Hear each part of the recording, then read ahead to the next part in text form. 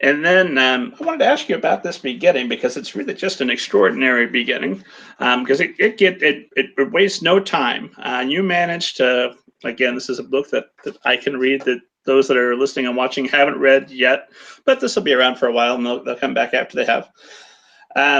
By, I believe, second chapter, there is it second chapter or third chapter, they're meeting Mr. Fluff and the camera and everything that happens to them, because we get one chapter, we get to establish Otto and Sheed, we get to establish that they like acronyms, because there are acronyms and lists throughout the book, and we get a sense of the characters. We don't know everything about them, but we know that Otto's kind of the instigator, Sheed's a little bit.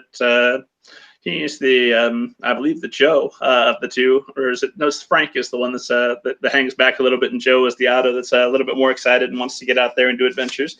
Although they're both encouraging each other the whole way, and then right away, immediately, they are off on a new adventure. So how many?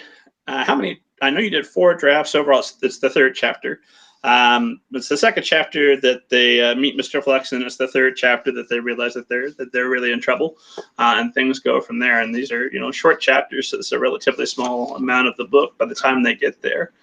How many passes did you have to do on that beginning to work all of that in such a relatively small amount of space?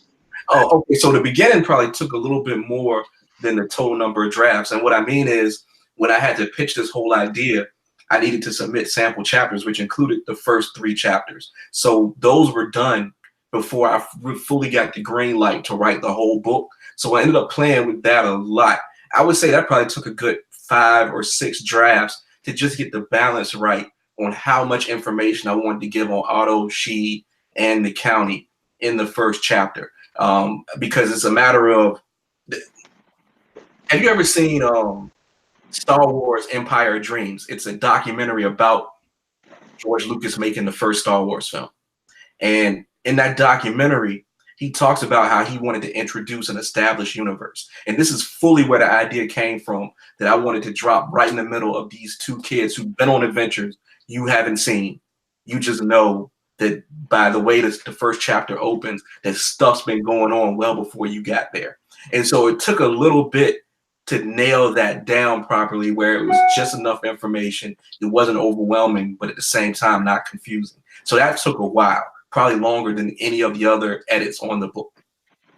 Yeah, no, we learned relatively early on that they have won the key to the city twice already. They have taken on a werewolf. The mayor calls them against peeved off jackalopes. Mm-hmm. So again, without giving too much away, because you do get all that right there up front. You're walking in, and we feel almost like we're reading a sequel. We're maybe book 5 in a series rather than book 1, which is very exciting. Just hits the ground running. Yeah, like I said, that was very much on purpose. And I didn't know if anyone would let me get away with it, but I was pretty much given the mandate here to do what I want. And once they told me that, I'm like, are you sure? Because it's going to get very weird. And they were like, no, go for it. We'll let you know if it's going too far. And so it took a little bit of juggling, but that was all on purpose. And I think we nailed it down finally. Did you go too far a couple of times? I'm certain I did.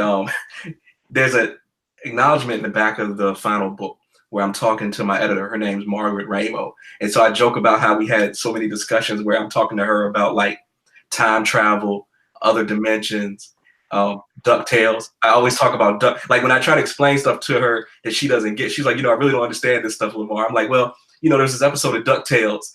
And so there were moments when Margaret was like, hey, I really don't know what you're talking about right now. So can we dial it back for the readers who might be closer to me than you? And so, we found a comfortable middle ground. That's very wise. There's an episode of DuckTales. Perfect. That's how you know that you're honing in on everything that's good in the world.